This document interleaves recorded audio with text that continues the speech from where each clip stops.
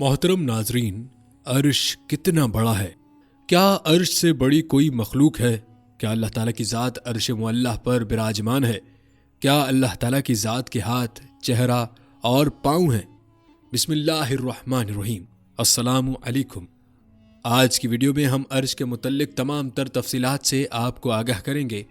अर्श मुअल्लाह के बारे में मुख्तलिफ फ़िरक़ों का क्या मौक़िफ़ है और अर्श मुअल्लाह के बारे में और अल्लाह ताला की सिफ़ात के बारे में अहले सुन्नत का अक़ीदा क्या है जो फ़ासिद अक़ायद को रद्द करता है। वीडियो हर मुसलमान के लिए इंतहाई अहमियत की हामिल है, लिहाजा वीडियो को आपने स्किप नहीं करना और आखिर तक देखना है ताकि कोई अहम बात आपसे मिस न हो जाए। मोहतरम नाजरीन, याद रहे कि मखलूक़ात में सबसे अजीम और बड़ी मखलूक रहमान का अर्श है। अल्लाह ताला ने अज़मत को अर्श की सिफ़त करार दिया है और अर्श की लंबाई चौड़ाई उसको बनाने वाला ही जानता है। अलबत्ता अर्श अल्लाह ताला की मखलूक है, जैसा कि फरमाने बारी ताला है, ये है अल्लाह तुम्हारा परवरदिगार जिसके सिवा कोई माबूद बरहक नहीं, वही हर चीज़ का खालिक है। नादरीन, अल्लाह ताला ने ख़ास तौर पर अपने आप को अर्श का परवरदिगार बयान करके अपनी तारीफ़ भी बयान फरमाई है, जैसा कि कुरान पाक में इरशाद है, अल्लाह अर्श अज़ीम का परवरदिगार है।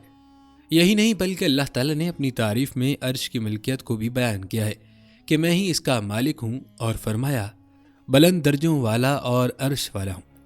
इस आयत की तफसीर में इब्न कसीर रहमतुल्लाह अलैह कहते हैं, अल्लाह ताला अर्श अज़ीम का मालिक है जो कि तमाम मखलूक़ात से बुलंद वाला है।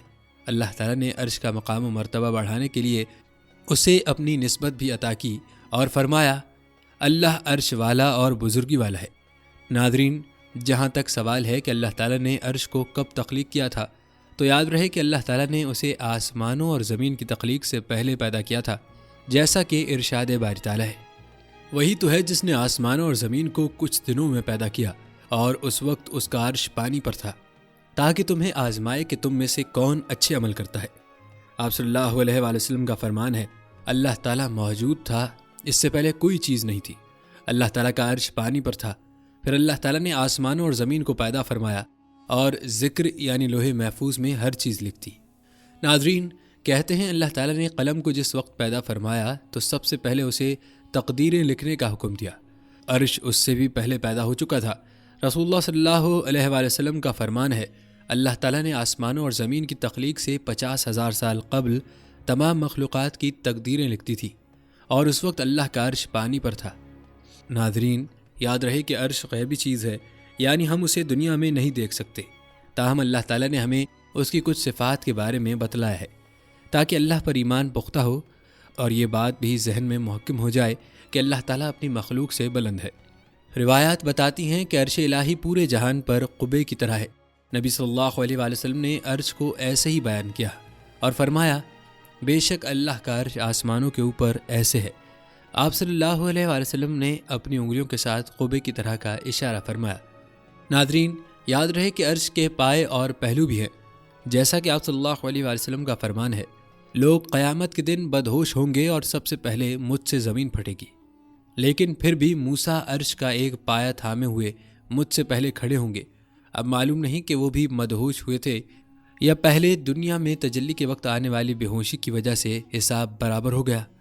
इसी हदीस में ये अल्फाज भी हैं कि मूसा अर्श के पहलू को पकड़े हुए होंगे। ये अल्फाज सिर्फ बुखारी में है। नाजरीन, बयान हुआ कि आसमानों और ज़मीन की तख्लीक से पहले अर्श पानी पर था, जैसा कि फरमान बारी ताला है। तर्जुमा, और उसका अर्श पानी पर था और तख्लीक के बाद से लेकर अब तक पानी पर ही है। इस हवाले से आप सल्लल्लाहु अलैहि वसल्लम का फरमान है, अल्लाह का अर्श पानी पर है और अल्लाह अर्श के ऊपर है, इसके लिए तुम्हारा कोई अमल पोशीदा नहीं। नादरीन, याद रहे कि अर्श सबसे आला और बुलंद मखलूक है, वो तमाम मखलूक़ात के लिए छत भी है।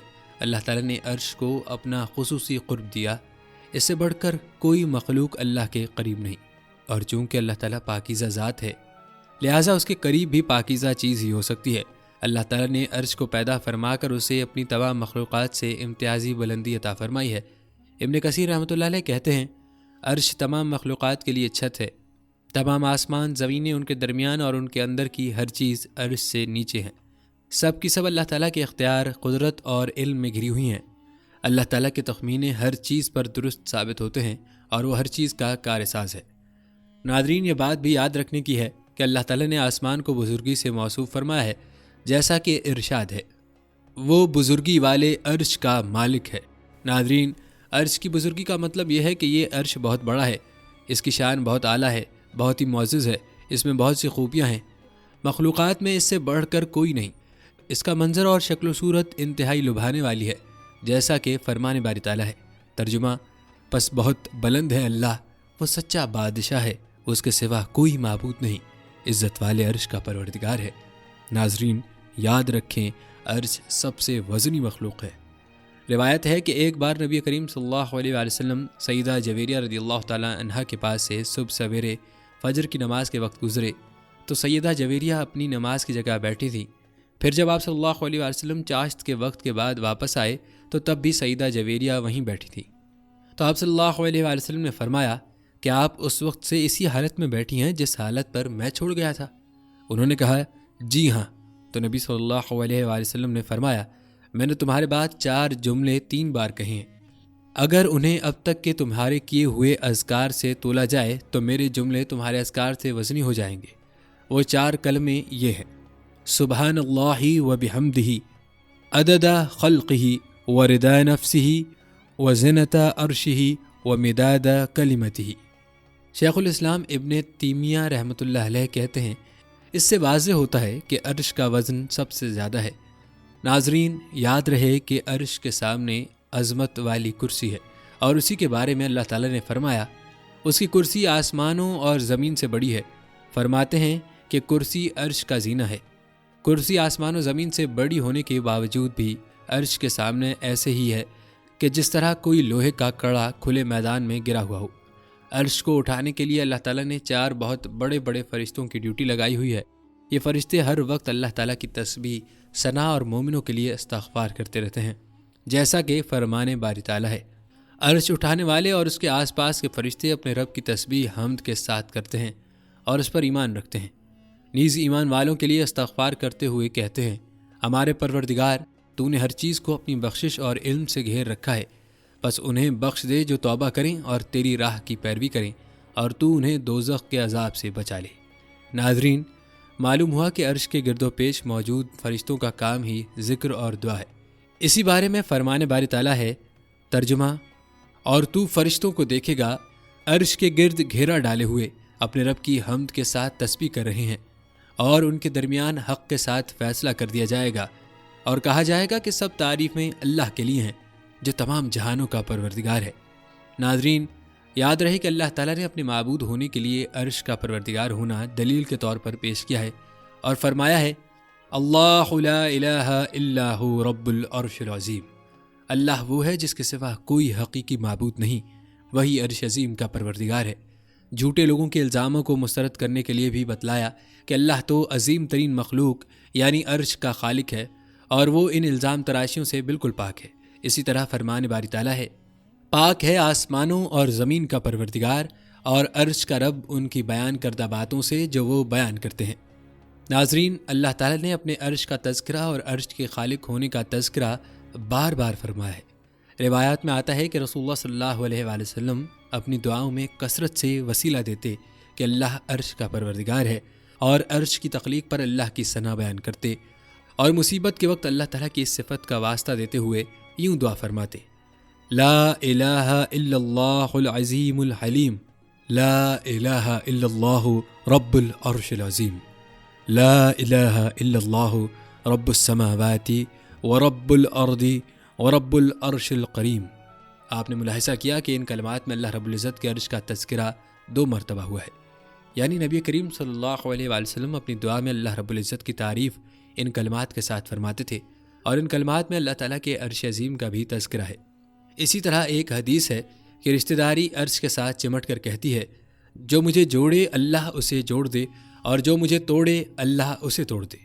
ایک اور روایت ہے کہ جس وقت اللہ تعالیٰ نے مخلوقات کو مکمل کر لیا تو اللہ تعالیٰ نے ایک نوشتہ تحریر فرمایا جو اللہ کے پاس عرش پر ہے کہ میری رحمت میرے غضب پر بھاری ہے۔ اسی طرح روایت ہے کہ سورج روزانہ عرش کے نیچے سجدہ ریز ہوتا ہے، جیسا کہ آپ صلی اللہ علیہ وآلہ وسلم کا فرمان ہے سورج جا کر عرش کے نیچے سجدہ کرتا ہے، اور اللہ تعالیٰ کا فرمان ہے اور سورج اپنے ٹھکانے کی جانب چلتا ہے یہ غالب اور علم رکھنے والے کے تخمینے کے مطابق ہوتا ہے۔ اسی طرح ایک دوسری روایت میں ابو ذر رضی اللہ تعالیٰ عنہ کہتے ہیں کہ میں نے نبی صلی اللہ علیہ وسلم سے اللہ تعالیٰ کے فرمان، ترجمہ اور سورج اپنے ٹھکانے کی جانب چلتا ہے اس کے بارے میں پوچھا تو آپ صلی اللہ علیہ وسلم نے فرمایا سورج کا ٹھکانہ عرش کے نیچے ہے۔ ناظرین، روایت میں یہ بات بھی ملتی ہے کہ رحمان کا عرش ایک عظیم صحابی کی وفات پر لرز اٹھا تھا، جن کو اسلام قبول کیے ہوئے ابھی صرف 6 سال ہی گزرے تھے، تاہم ان کی قوم کے تمام افراد ان کے ہاتھ پر اسلام قبول کر چکے تھے۔ جس وقت وہ فوت ہوئے تو ان کی عمر صرف 37 برس تھی۔ آپ صلی اللہ علیہ وسلم کا فرمان ہے، سعد بن معاذ کی موت پر رحمان کا عرش بھی کانپ اٹھا ہے۔ یاد رہے کہ یہ صحیح حدیث ہے، اور امام ذہبی رحمۃ اللہ علیہ کہتے ہیں یہ حدیث متواتر ہے، اور میں یہ گواہی دیتا ہوں کہ یہ نبی صلی اللہ علیہ وسلم کا فرمان ہے۔ ناظرین، آپ عرش معلیٰ کے بارے میں نبی کریم صلی اللہ علیہ وسلم کے احادیث ملاحظہ فرما رہے ہیں۔ ان روایات میں اللہ تعالیٰ کے عرش کا تذکرہ مختلف انداز سے ہوا ہے۔ روایات میں یہ بات بھی ملتی ہے کہ کل مخلوقات کے فنا ہو جانے پر اللہ تعالیٰ نے عرش کو خصوصیت بخشی کہ وہ باقی ہی رہے گا۔ چنانچہ عرش ان مخلوقات میں شامل نہیں ہے جنہیں قیامت کے دن مٹھی میں لیا جائے گا یا لپیٹ دیا جائے گا، اور اہل سنت کا اتفاق ہے کہ عرش فنا نہیں ہوگا۔ اس حوالے سے شیخ الاسلام ابن تیمیہ رحمۃ اللہ علیہ کہتے ہیں عرش اللہ تعالیٰ کی ان مخلوقات میں شامل نہیں جو 6 دن میں پیدا کی گئیں۔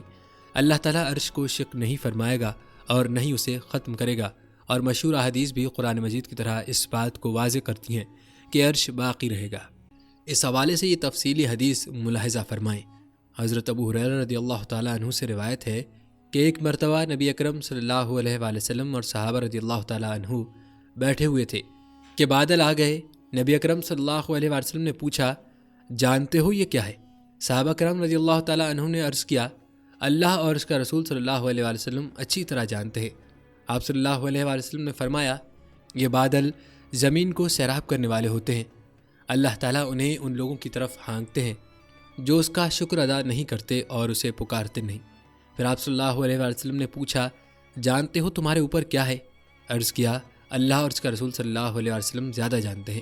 آپ صلی اللہ علیہ وآلہ وسلم نے فرمایا یہ رقی یعنی اونچی چھت ہے جس سے حفاظت کی گئی، اور یہ موج کی طرح ہے جو بغیر ستون کے ہے۔ پھر پوچھا کیا جانتے ہو کہ تمہارے اور اس کے درمیان کتنا فاصلہ ہے؟ صحابہ کرام رضی اللہ تعالیٰ عنہم نے عرض کیا اللہ اور اس کا رسول صلی اللہ علیہ وآلہ وسلم زیادہ جانتے ہیں۔ آپ صلی اللہ علیہ وآلہ وسلم نے فرمایا تمہارے اور اس کے درمیان 500 برس کی مسافت ہے۔ پھر آپ صلی اللہ علیہ وآلہ وسلم نے پوچھا کیا جانتے ہو اس کے اوپر کیا ہے؟ صحابہ کرام رضی اللہ تعالیٰ عنہم نے عرض کیا اللہ اور اس کا رسول صلی اللہ علیہ وآلہ وسلم بہتر جانتے ہیں۔ آپ صلی اللہ علیہ وآلہ وسلم نے فرمایا اس سے اوپر 2 آسمان ہیں جن کے درمیان 500 برس کا فاصلہ ہے۔ پھر آپ صلی اللہ علیہ وآلہ وسلم نے اسی طرح 7 آسمان گنوائے اور بتایا ہر 2 آسمانوں کے درمیان آسمان و زمین کے درمیان کے فاصلے کے برابر فاصلہ ہے۔ پھر آپ صلی اللہ علیہ وآلہ وسلم سے پوچھا کہ کیا جانتے ہو کہ اس کے اوپر کیا ہے؟ صحابہ کرام رضی اللہ تعالیٰ عنہ نے عرض کیا اللہ اور اس کا رسول بہتر جانتے ہیں۔ آپ صلی اللہ علیہ وآلہ وسلم نے فرمایا اس کے اوپر عرش ہے اور وہ آسمان سے اتنا دور ہے جتنا زمین سے آسمان۔ پھر آپ صلی اللہ علیہ وآلہ وسلم نے پوچھا کہ کیا تمہیں معلوم ہے کہ تمہارے نیچے کیا ہے؟ صحابہ کرام رضی اللہ تعالیٰ عنہم نے عرض کیا اللہ اور اس کا رسول بہتر جانتا ہے۔ آپ نے فرمایا یہ زمین ہے۔ پھر آپ نے پوچھا کیا تمہیں معلوم ہے اس کے نیچے کیا ہے؟ صحابہ کرام رضی اللہ تعالیٰ عنہم نے عرض کیا اللہ اور اس کا رسول بہتر جانتے ہیں۔ آپ صلی اللہ علیہ وآلہ وسلم نے فرمایا کہ نیچے دوسری زمین ہے، پہلی زمین اور دوسری زمین کے درمیان 500 برس کی مسافت ہے۔ آپ صلی اللہ علیہ وآلہ وسلم نے 7 زمینیں گنوائیں اور بتایا کہ ہر 2 کے درمیان اتنا ہی فاصلہ ہے۔ پھر آپ صلی اللہ علیہ وآلہ وسلم نے فرمایا اس ذات کی قسم جس کے قبضے قدرت میں محمد صلی اللہ علیہ وآلہ وسلم کی جان ہے، اگر تم لوگ نیچے زمین کی طرف رسی پھینکو گے تو وہ اللہ تک پہنچے گی۔ اور پھر یہ آیت پڑھی وہی ہے سب سے پہلا اور سب سے پچھلا اور باہر اور اندر اور وہ سب کچھ جانتا ہے۔ ناظرین، ابن قیم رحمۃ اللہ علیہ کہتے ہیں اللہ تعالیٰ کی مخلوق سے بلند ہونے کے متعلق 1000 سے زائد دلائل ہیں۔ اللہ تعالیٰ اپنی شایان شان کیفیت کے ساتھ عرش پر مستوی ہیں، اور یہ عظیم ترین مخلوق یعنی عرش پر خاص علو ہے۔ ارشاد باری تعالیٰ ہے رحمان عرش پر مستوی ہے۔ ناظرین، آپ کو بتاتے چلیں کہ یہ ہمارے پیارے نبی صلی اللہ علیہ وآلہ وسلم کی شان ہے کہ آپ کو مکہ سے مسجد اقصیٰ لے جایا گیا، پھر وہاں سے انہیں 7ویں آسمان تک اوپر لے جایا گیا۔ آپ صلی اللہ علیہ وآلہ وسلم نے محرر فرشتوں کے قدموں کے چلنے کی آواز بھی سنی اور پھر اللہ تعالیٰ نے اپنے پیارے حبیب صلی اللہ علیہ وآلہ وسلم کو سدرۃ المنتہا پر بلایا اور اپنی ملاقات سے مشرف فرمایا۔ یاد رہے کہ اللہ تعالیٰ نے مسجد اقصیٰ کا مقام و مرتبہ واضح کرنے کی غرض سے نبی پاک صلی اللہ علیہ وسلم کے اسراء کے لیے اسے منتخب فرمایا۔ وہیں سے آپ کا سفر معراج شروع ہوا۔ مسجد اقصیٰ کو انبیاء کرام نے بنایا ہے۔ یہ قبلہ اول اور مسجد الحرام کے بعد بنائی جانے والی دنیا کی دوسری مسجد ہے۔ نیز مسجد اقصیٰ ان 3 مساجد میں سے ایک ہے جن کی جانب ثواب کی نیت سے رخت سفر باندھ سکتے ہیں۔ یہیں پر نبی پاک صلی اللہ علیہ وسلم نے انبیاء کرام اور رسولوں کی امامت کرواتے ہوئے نماز پڑھائی۔ اللہ تعالیٰ نے اس مسجد میں اور اس کے ارد گرد خطے کو بابرکت بنایا ہے، جیسا کہ اللہ تعالیٰ کا ارشاد ہے۔ مسجد اقصیٰ جس کے آس پاس ہم نے برکت فرمائی۔ ناظرین، روایت بتاتی ہیں کہ بیت المقدس اور اس کے آس پاس کے علاقے کی جانب لوگ محشر کے لیے جمع ہوں گے۔ ناظرین، آپ کو بتاتے چلیں کہ عرش معلیٰ کے تذکرے کے ساتھ اس صفات متشابہات کی بحث بھی کی جاتی ہے۔ صفات متشابہات کے بارے میں مختلف مسلک کیا کہتے ہیں، آئیے اس بارے میں آپ کو بتاتے ہیں۔ ناظرین، ثم استوى الی السماء، اس کے ذیل میں بعض علماء نے صفات متشابہات کی بحث چھیڑی ہے۔ ثم استوى علی العرش، اس کے بارے میں اہل سنت الجماعت کا اجتماعی اور اتفاقی عقیدہ ہے کہ ذات باری تعالیٰ زمان و مکان کے حدود سے اور سمت و جہت کی قیود سے پاک اور منزہ ہے۔ ناظرین، افراط و تفرید کی اس کشمکش میں اہل سنت الجماعت ہی ایسی گروہ ہے جو اعتدال کی راہ پر گامزن رہا ہے اور سلف صالحین کے نقش قدم پہ چل کر تعبیر و تشریح کے اس پیچیدہ مقام سے باسلامت گزر گیا اور اس پر قائم ہے۔ ناظرین، اہل سنت والجماعت کا مسلک کیا ہے اور اس حوالے سے متقدمین سلف صالحین کا موقف کیا ہے، آئیے آپ کو بتاتے ہیں۔ ناظرین، متقدمین سلف صالحین کا مسلک یہ ہے کہ جو صفات متشابہات قرآن و حدیث اور اجماع امت سے ثابت ہیں، ان کے متعلق بس اتنا ہی جان لینا کافی ہے کہ جو لفظ صفت باری پر دلالت کناہ ہے اس کی نسبت اللہ تعالیٰ کی طرف ثابت ہے۔ اس لفظ سے اس کا ظاہری اور حقیقی معنی ہرگز مراد نہیں، اور نیز باری تعالیٰ مخلوق کی مشابہات سے پاک ہے۔ ناظرین، یہی اہل سنت کا مسلمہ موقف ہے جس پر چند دلائل پیش خدمت ہیں۔ امام مالک رحمۃ اللہ علیہ کی مجلس میں ایک شخص نے الرحمن علی العرش استویٰ اس کی تلاوت کر کے یہاں سوال اٹھایا کہ اللہ تعالیٰ کا استوا کیسا ہے۔ امام مالک رحمۃ اللہ علیہ نے ایک لمحہ سوچ کر ارشاد فرمایا، یہ استوا ایسا ہے جیسا اللہ تعالیٰ نے آیت کریمہ میں اپنے بارے میں بیان فرما دیا ہے۔ الرحمن یعنی صرف صفت استوا کی نسبت باری تعالیٰ کے لیے ثابت ہے، اس کی کوئی کیفیت نہیں، کیونکہ یہ جسم کی خصوصیت ہے، اس لیے یہاں کیفیت کا سوال ہی پیدا نہیں ہوتا۔ امام مالک رحمۃ اللہ علیہ نے اپنے جواب میں اہل سنت والجماعت کے موقف کی ترجمانی فرمائی ہے کہ استوا باری تعالیٰ کی متشابہ المعانی صفت ہے، لہٰذا صفت استوا کی نسبت باری تعالیٰ کے لیے ثابت کر کے اس کے معنی و مراد پر لب کشائی سے گریز کرنا چاہیے۔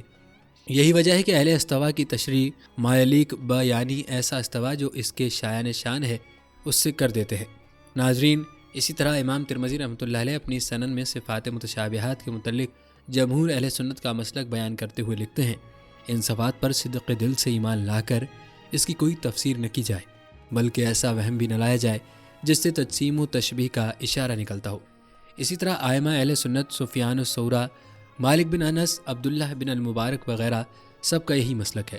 ناظرین، قرآن و حدیث سے 12 ید یعنی ہاتھ کا لفظ اللہ تعالیٰ کے لیے استعمال ہوا ہے، جس پر علامہ ابن حجر رحمۃ اللہ علیہ نے فرمایا کہ اس ید سے وہ ہاتھ ہرگز مراد نہیں جس کا ذکر ہوتے ہی ہمارے دل و دماغ میں ایک جسمانی عضو کا تصور دوڑنے لگتا ہے، بلکہ یہ ایک صفات باری تعالیٰ ہے جس کی نسبت باری تعالیٰ کے لیے ثابت ہے۔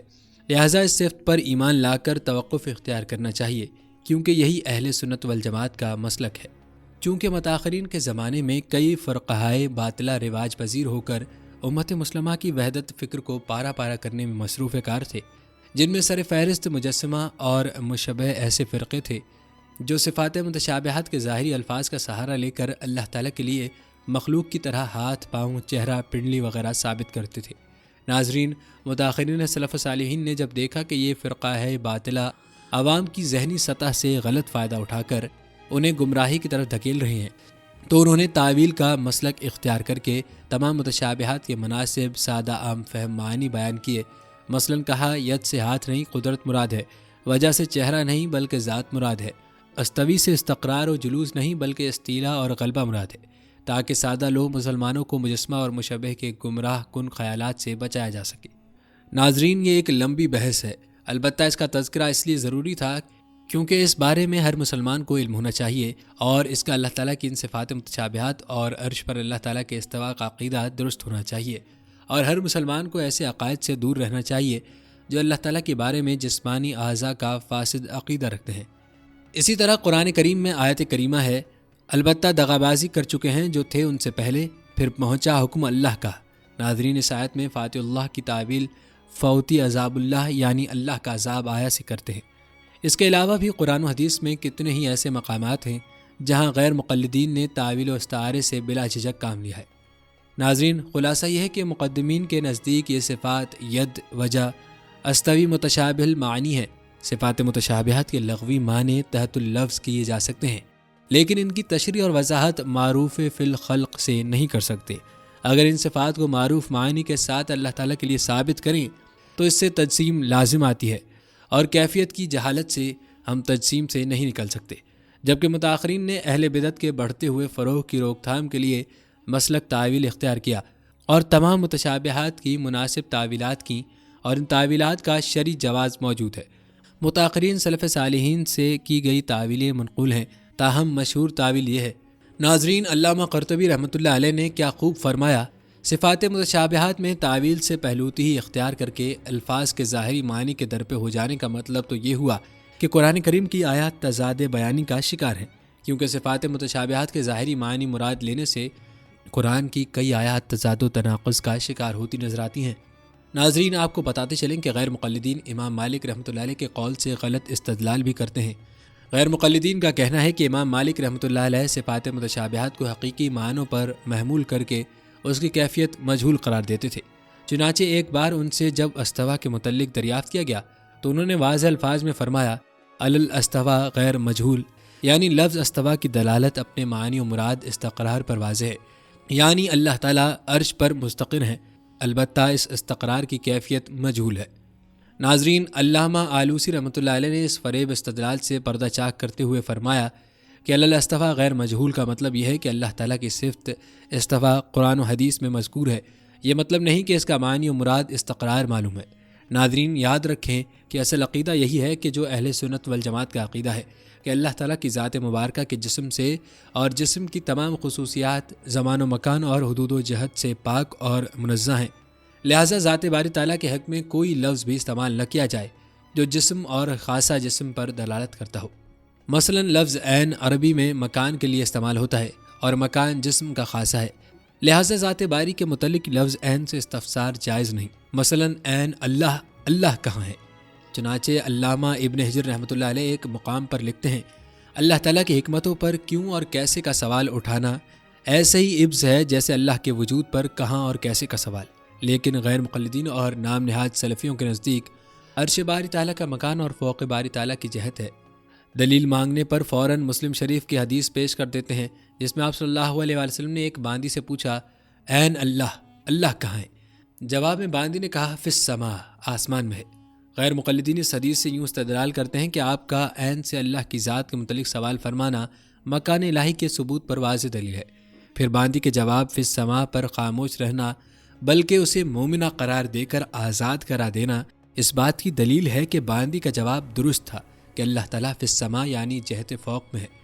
ناظرین، مذکورہ حدیث کی چھان بین کرنے پر معلوم ہوا کہ غیر مقلدین نے جس حدیث کو بنیاد بنا کر اپنے عقیدے کی عمارت کھڑی کی ہے اس کو محدثین نے معلول اور شاذ قرار دیا ہے، اور یاد رہے کہ یہ حدیث معلول اور شاذ حدیث ہے۔ اس حدیث پر اختلاف بھی موجود ہے جو مقلدین پیش کرتے ہیں۔ ناظرین، خلاصہ یہ کہ ایک معلول اور شاذ روایت سے عقیدے کا استنباط نہیں کیا جا سکتا ہے، اور ایسی شاذ روایت کو بنیاد بنا کر اشاعرہ کو گمراہ اور بدعتی کہنا تو سراسر جہالت ہے یا تعصب۔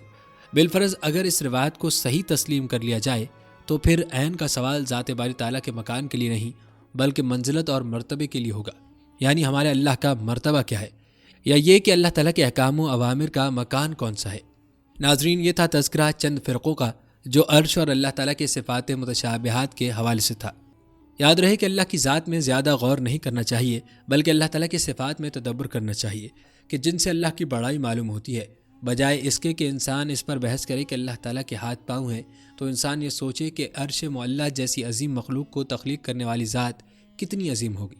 ناظرین، عام مسلمانوں کے لیے بہتر یہی ہے کہ وہ اس طرح کے مسائل میں نہ الجھے، البتہ ان کا مناسب علم ہونا ضروری ہے تاکہ خود کو گمراہی سے بچا جا سکے۔ ناظرین، اللہ تعالیٰ کی چند صفات ملاحظہ فرمائیں، اس کے بعد آپ کو عرش کے بارے میں مزید حقائق بھی بتاتے ہیں، لہٰذا ویڈیو کو اسکپ مت کیجیے گا۔ یاد رکھیں کہ اللہ ہر جگہ موجود ہے۔ حق تعالیٰ جل شانہ تمام نقائص اور عیوب سے اور حدوث کے نشانوں سے اور مخلوقات سے مشابہت سے اور مماثلت سے پاک اور منزہ ہے، اور وہ خداوند بے مثل و مانند ہے جو ہر اور عرض ہونے سے مبرا اور صورت اور شکل و جسم اور جسمانیت سے معارہ ہے، اور جواہر اور اجسام اور آراز کی صفات اور لوازم سے مبرہ ہے۔ وہ بے مثل اور بے چون و چگوں ہے، کوئی شے اس کے مثل اور برابر نہیں، اور کوئی چیز خدا تعالیٰ کے ہمسر نہیں۔ اس لیے کہ خداوند قدیم اور ازلی ہے تو ممکن اور حادث کے مشابہ کیسے ہو سکتا ہے؟ اگر بالفرض خدا کا مخلوق کے مشابہ ہونا جائز ہو تو پھر مخلوق کے احکام کا خالق پر جاری ہونا بھی ممکن ہوگا۔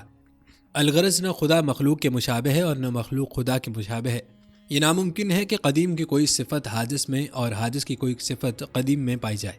اس لیے اللہ تعالیٰ ہر قسم کے تغیر و تبدل سے پاک ہے، اس لیے کہ تغیر و تبدل ممکن کی صفت اور خاصیت ہے۔ ناظرین، اللہ تعالیٰ نہ جسم ہے اور نہ جوہر ہے اور نہ عرض ہے، وہ ان سب چیزوں سے پاک اور منزہ ہے۔ جسم تو اس لیے نہیں کہ جسم بہت سے اجزاء سے مرکب ہوتا ہے، اور جو مرکب ہوتا ہے اس کی تحلیل اور تفریق اور تقسیم بھی ممکن ہوتی ہے، اور ترکیب و تحلیل اور تفریق و تقسیم اللہ تعالیٰ کی بارگاہ سے بہت دور ہے۔ نیز جو چیز اجزاء سے مل کر بنتی ہے، اول تو وہ اپنی ترکیب میں اجزاء کی محتاج ہوتی ہے، اور احتیاج اور خدائی کا جمع ہونا عقلائے محال ہے، اور پھر مرکب اپنی بقا میں اجزاء کا محتاج ہوتا ہے، اور اللہ احتیاج سے منزہ ہے۔ ناظرین، اللہ کی صفت ہے کہ اس کے لیے باپ اور بیٹا ہونا محال اور ناممکن ہے۔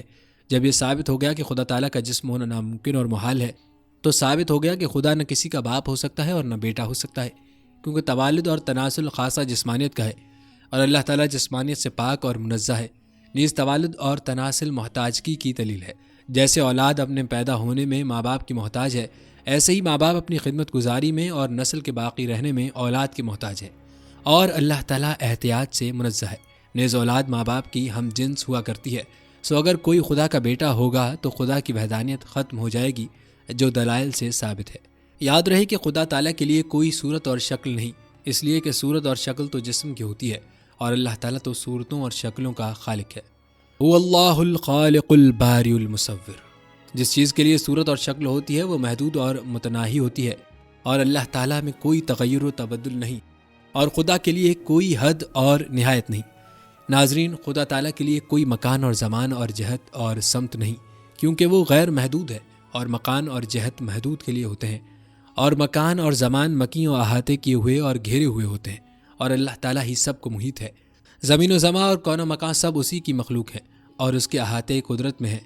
اس کی ہستی سمت اور جہت اور مکان اور زمان کے حدود اور قیود سے پاک ہے، لہٰذا خدا تعالیٰ کے متعلق یہ سوال نہیں ہو سکتا کہ وہ کہاں ہے اور کب سے ہے، اس لیے کہ وہ مکان اور زمان سب سے سابق اور مقدم ہے۔ مکان اور زمان سب اسی کی مخلوق ہے، وہ تو لا مکان اور لا زمان ہے۔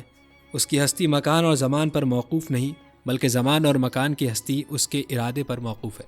ناظرین، خدا تعالیٰ اس سے منزہ ہے کہ وہ عرش پر یا کسی جسم پر متمکن اور مستقر ہو، جس طرح بادشاہ کو یہ کہا جا سکتا ہے کہ بادشاہ تخت پر بیٹھا ہوا ہے۔ خدا تعالیٰ کی نسبت ایسا کہنا جائز نہیں، اس لیے کہ خدا تعالیٰ کوئی مقداری نہیں، کیونکہ کسی جسم پر وہی چیز متمکن ہو سکتی ہے کہ جو ذی مقدار ہو، اور اس سے بڑی ہو یا چھوٹی ہو یا اس کے برابر ہو، اور یہ کمی بیشی بارگاہ خداوندی میں محال ہے۔ ناظرین، یہاں آپ کو ایک دلچسپ واقعہ بتاتے ہیں جو اس سوال سے جڑا ہے کہ کیا عرش خدا سے بڑا ہے۔ یہ واقعہ ایک مناظرے کے حوالے سے ہے۔ کہتے ہیں، رئیس المناظرین، متکلم اسلام، ترجمان اہل سنت، حضرت مولانا محمد امین صفدر اوکاڑوی صاحب رحمۃ اللہ علیہ نے فرمایا کہ میں مکے سے مدینے جا رہا تھا۔ راستے میں غیر مقلدین شرارتیں کر رہے تھے۔ بس میں بیٹھے ہوئے ایک دوسرے کو کہہ رہے تھے کہ روضہ پاک کی زیارت کی نیت نہ کرنا، مسجد نبوی کی نیت کرنا۔ حضرت مولانا محمد امین صفدر اوکاڑوی صاحب رحمۃ اللہ علیہ نے فرمایا، یہ آپ کو گمراہ کر رہے ہیں، آپ روضہ پاک کی ہی کی نیت کریں، مسجد میں تو جانا ہی جانا ہے۔ وہ حضرات مولانا محمد امین صفدری اوکاڑوی صاحب رحمۃ اللہ علیہ کی طرف دیکھنے لگے۔ حضرت مولانا صاحب رحمۃ اللہ علیہ نے فرمایا کہ لوگ مکے سے مدینے کیوں جاتے ہیں؟ 1,00,000 کا ثواب چھوڑ کر 50,000 کا ثواب لینے کے لیے؟ یہ کوئی عقل مندی تو نہیں کہ اعلیٰ کو چھوڑ کر ادنا کو حاصل کیا جائے، وہ بھی اتنا لمبا سفر کر کے اور اتنے پیسے لگا کر۔ یہ اتنا نقصان کیوں کرتے ہیں؟ معلوم ہوا کہ وہاں کوئی ایسی چیز ضرور ہے جو بیت اللہ میں بھی نہیں ہے، جس کی شان بیت اللہ سے بھی بڑھ کر ہے۔ ہمارا یہی عقیدہ ہے کہ وہ خاک پاک جو جسد اطہر سے مس کر رہی ہے، وہ درجے میں عرش اعظم اور بیت اللہ دونوں سے بڑھ کر ہے۔ حضرت مولانا محمد امین صفدر اکاڑوی رحمۃ اللہ علیہ نے فرمایا، کوئی یہ نہ سمجھے کہ خدا سے مصطفیٰ صلی اللہ علیہ وسلم کے مکان کو بلند کر دیا ہے اس لیے کہ خدا لامکاں ہے۔ اگر خدا کا مکان ہوتا تو ہم اسے مصطفیٰ صلی اللہ علیہ وسلم کے مکان سے اعلیٰ سمجھتے، لیکن چونکہ خدا لامکاں ہے اس لیے جتنے مکان والے ہیں ان میں سب سے زیادہ شان مصطفیٰ کے مکان کی ہے۔ ایک غیر مقلد جلدی سے بولا، الرحمن علی العرش استویٰ، اللہ کا بھی مکان ہے عرش اعظم۔ حضرت محمد امین صفدر اکاڑوی صاحب رحمۃ اللہ علیہ نے جواب میں فرمایا، آپ کو مکان مکین کا معنی بھی آتا ہے، مکان ہمیشہ مکین سے بڑا ہوتا ہے، اسی لیے تو آدمی اس کے اندر بیٹھتا ہے۔ کیا عرش خدا تعالیٰ سے بڑا ہے اور وہ خدا کو گھیرے ہوئے ہے؟ غیر مقلد نے کہا، بے شک عرش بڑا ہے۔ حضرت نے جواب میں فرمایا، پھر تو نماز کے شروع میں اللہ اکبر کیوں کہتا ہے، العرش الاکبر کیوں نہیں کہتا؟ جب تو اللہ اکبر سے نماز شروع کرتا ہے پھر تو بڑا بے ایمان ہے کہ تجھے اللہ سے بھی بڑی چیز مل گئی ہے، پھر بھی تو اللہ اکبر ہی کہتا ہے۔ وہ شرمندہ ہو کر خاموش ہو گیا۔ ناظرین، معلوم ہوا کہ عرش ایک عظیم بلند نورانی مخلوق ہے۔ عرش و کرسی پر ایمان لانا واجب ہے۔ جہاں تک سوال ہے کہ عرش کتنا بڑا ہے، عرش تمام مخلوقات میں سب سے بڑا ہے۔ اللہ پاک نے اسے 7ویں آسمان کے اوپر قائم کیا ہوا ہے۔ عرش جنت کے اوپر ہے، جیسا کہ نبی رحمت شفیع امت صلی اللہ علیہ وسلم نے فرمایا، جب اللہ کریم سے مانگو تو جنت الفردوس مانگو کہ وہ اوسط بہشت اور اعلیٰ جنت ہے، اور اس کے اوپر عرش رحمان ہے اور اس سے جنت کی نہریں جاری ہوتی ہیں، یعنی جنت کی چھت عرش ہے۔ ناظرین، جہاں تک سوال ہے کہ عرش کس چیز سے بنا ہے تو اس بارے میں مختلف اقوال ہیں۔ نور سے بنا ہے، سبز زبرجد سے بنا ہوا ہے، سرخ یاقوت سے بنا ہے۔ امام ابراہیم باجوری رحمۃ اللہ علیہ فرماتے ہیں، اس کی حقیقت کا قطعی علم نہیں ہے، اس لیے اس بارے میں حتمی رائے قائم کرنے سے خاموش رہنا بہتر ہے۔ اس کی ہیئت، شکل و صورت کے بارے میں تحقیق یہ ہے کہ عرش گول نہیں ہے بلکہ وہ گنبد نما ہے جو جنت کی چھت ہونے کے ساتھ تمام مخلوقات اور دنیا کے اوپر سایہ فگن ہے۔ اس کے 4 ستون ہیں۔ زمین و آسمان سے بھی پہلے حضرت سیدنا عبداللہ بن عباس رضی اللہ تعالیٰ عنہما فرماتے ہیں، ہر معمار پہلے دیواریں بناتا ہے پھر ان پر چھت ڈالتا ہے، لیکن اللہ پاک نے پہلے چھت بنائی پھر دیواریں، کیونکہ اس نے زمین و آسمان کو بنانے سے پہلے عرش بنایا، پھر ہوا کو پیدا فرمایا، اس کے پر بنائے، ان پروں کی کثرت کو اللہ تعالیٰ ہی جانتا ہے۔ پھر ہوا کو حکم دیا کہ وہ پانی کو اٹھائے، اللہ تعالیٰ کا عرش پانی کے اوپر ہے جبکہ پانی ہوا پر ہے۔ اس کے بعد اللہ تعالیٰ نے عرش کو اٹھانے والے فرشتوں کو پیدا فرمایا۔ اللہ تعالیٰ کو عرش و کرسی کی حاجت نہیں، بے شک وہ ان دونوں کے بنانے سے پہلے بھی تھا، حالانکہ اس وقت مکان بھی نہ تھا۔ ناظرین، جہاں تک سوال ہے کہ زمین و آسمان سے پہلے عرش کہاں تھا تو ہمارے پیارے نبی صلی اللہ علیہ وآلہ وسلم نے ارشاد فرمایا، اللہ پاک نے زمین و آسمان پیدا کرنے سے 50,000 سال پہلے ہی مخلوق کی تقدیریں لکھ دی تھیں۔ اس وقت اللہ کریم کا عرش پانی پر تھا۔ ناظرین، نبی کریم صلی اللہ علیہ وآلہ وسلم نے فرمایا، 3 چیزیں عرش سے لٹکی ہوئی ہیں۔ رشتہ داری یہ کہتی ہے، یا اللہ میں تیری وجہ ہی سے ہوں لہٰذا مجھے نہ توڑا جائے۔ امانت یہ کہتی ہے، یا اللہ میں تیری وجہ سے ہی ہوں لہٰذا مجھ میں خیانت نہ کی جائے۔ اور تیسری نعمت کہتی ہے، یا الہی میں تیری طرف سے ہوں لہٰذا میری ناشکری نہ کی جائے۔ ناظرین، معلوم ہوا کہ عرش اللہ تعالیٰ کی تخلیق کا عظیم مظہر ہے۔ عرش کیسا ہے، عرش کی عظمت و جلالت کیا ہے، مکمل تفصیل آپ نے ملاحظہ کی ہے۔ آخر میں آپ کو قرآن و حدیث کی روشنی میں اللہ تعالیٰ کی صفت خالقیت کے بارے میں بتاتے ہیں۔ ناظرین، اللہ تعالیٰ صفات جلال اور جمال سے موصوف ہے۔ اس کی ذات، اسما، صفات اور افعال سب ہی کامل ترین ہیں۔ اس کا کوئی ہم نام یا ہمسر نہیں، اس کی کوئی شبیہ یا اس کا کوئی ثانی نہیں، جیسا کہ فرمان باری تعالیٰ ہے، اس کی مثل کوئی نہیں ہے اور وہ سننے والا اور دیکھنے والا ہے۔ ناظرین، اللہ تعالیٰ کے خصوصی ناموں میں سے خالق اور الاخلاق ہیں۔ پیدا کرنا اللہ تعالیٰ کی صفت اور فعل ہے۔ یہ ایسی صفت ہے جو اللہ تعالیٰ کے سوا کسی اور کے لائق نہیں۔ اللہ تعالیٰ کا خالق ہونا واضح ترین علم ہے۔ اللہ تعالیٰ کا خالق ہونا ہر حقیقت کی بنیاد ہے، کیونکہ تمام کی تمام موجودات اسی کے ایجاد اور پیدا کرنے کی وجہ سے ہیں۔ وہی پیدا کرتا ہے اور جانتا ہے، اسی لیے تمام اقوام اس کے خالق ہونے کی قائل رہی ہیں۔ نیز اللہ تعالیٰ نے شرک و کفر کرنے والوں پر اسی صفت کو حجت بنایا اور فرمایا، کیا انہیں عدم سے وجود دیا گیا ہے یا وہ اپنے آپ کو خود ہی پیدا کرنے والے ہیں؟ سیدنا جبیر بن مطعم رضی اللہ تعالیٰ عنہ کہتے ہیں، جب میں نے یہ آیات سنی تو قریب تھا کہ میرا دل ہوا ہو جاتا۔ ناظرین، ہمارا پروردگار بلا نمونے کے پیدا کرنے والا ہے، اس میں اس کا کوئی ساتھی نہیں، جیسا کہ فرمان باری تعالیٰ ہے، کیا اللہ کے سوا کوئی خالق ہے؟ ناظرین، اگر پورے جہاں کے لوگ بھی کسی معمولی چیز کو پیدا کرنے کے لیے جمع ہو جائیں تو پیدا نہیں کر پائیں گے، جیسا کہ فرمان باری تعالیٰ ہے، اللہ کے سوا جن لوگوں کو تم پکارتے ہو وہ تو ایک مکھی بھی پیدا نہیں کر سکتے، چاہے سب اس کے لیے جمع ہی کیوں نہ ہو جائیں۔ وہی بہت زیادہ پیدا کرنے والا اور جاننے والا ہے۔ کسی بھی چیز کا وجود اس کی تخلیق ہے، کیونکہ اللہ ہی ہر چیز کا خالق ہے۔ اس کی مخلوقات بہت زیادہ اور لامتناہی ہیں، تخلیق میں اس کا کوئی ثانی نہیں۔ اللہ برکتوں والا ہے اور وہ سب سے بہترین خالق ہے۔ وہ ازل سے اپنی مرضی کے ساتھ پیدا کرتا چلا آ رہا ہے، جو چاہتا ہے کہ کر گزرتا ہے۔ جو بھی پیدا کرتا ہے اسے کامل مہارت سے بناتا ہے۔ وہی پیدا کرتا ہے اور درست بناتا ہے، وہی صحیح تخمینہ لگاتا ہے اور ہدایت دیتا ہے۔ تمام مخلوقات اس کی تدبیر اور تخمینوں کا مظہر ہیں، جیسا کہ فرمان الہی ہے، وَخَلَقَ كُلَّ شَيْءٍ فَقَدَّرَهُ تَقْدِيرًا، اور اس نے ہر چیز کو پیدا کیا اور پھر اس کا صحیح تخمینہ بھی لگایا۔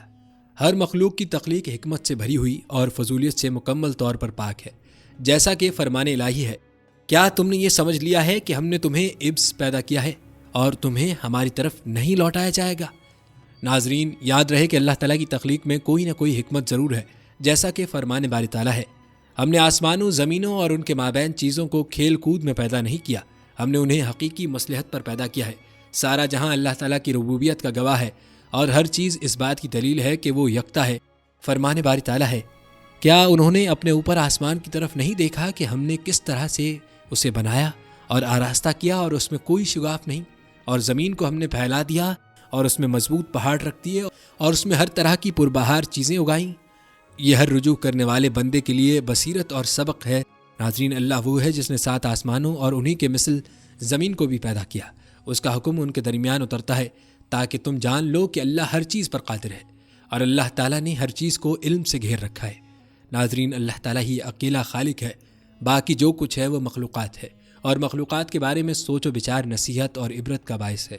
اس سے خالق کی تعظیم کے لیے رغبت پیدا ہوتی ہے اور یہ ایمان میں اضافے کا باعث بھی ہے، جیسا کہ فرمان باری تعالیٰ ہے، آسمانوں اور زمین کی پیدائش میں اور رات اور دن کے باری باری آنے جانے میں اہل عقل کے لیے بہت سی نشانیاں ہیں، جو اٹھتے بیٹھتے اور لیٹتے ہر حال میں اللہ کو یاد کرتے اور آسمان و زمین کی تخلیق میں سوچ بچار کرتے اور پکار اٹھتے ہیں، ہمارے پروردگار، تو نے یہ سب کچھ بے مقصد پیدا نہیں کیا، تیری ذات اس سے پاک ہے، پس ہمیں دوزخ کے عذاب سے بچا لے۔ ناظرین، یہ تھی ہماری آج کی ویڈیو۔ جانے سے پہلے ویڈیو کو شیئر ضرور کیجیے گا۔ ہم یہ امید کرتے ہیں کہ آپ کو ہماری آج کی ویڈیو ضرور پسند آئی ہوگی۔ ویڈیو کو لائک کریں، شیئر کریں اور اپنی رائے کا اظہار کمنٹ سیکشن میں لازمی کریں، اور جاتے جاتے ہمارے چینل کو سبسکرائب ضرور کیجیے گا۔ ناظرین، آپ سے یہ بھی گزارش ہے کہ آپ کو اگلی ویڈیو جس ٹاپک پر بھی دیکھنی ہو، آپ اسے کمنٹ سیکشن میں لازمی بتائیں۔ آپ کی رائے ہمارے لیے بہت اہم ہے۔ ملتے ہیں اگلی ویڈیو میں، تب تک کے لیے اللہ نگہبان۔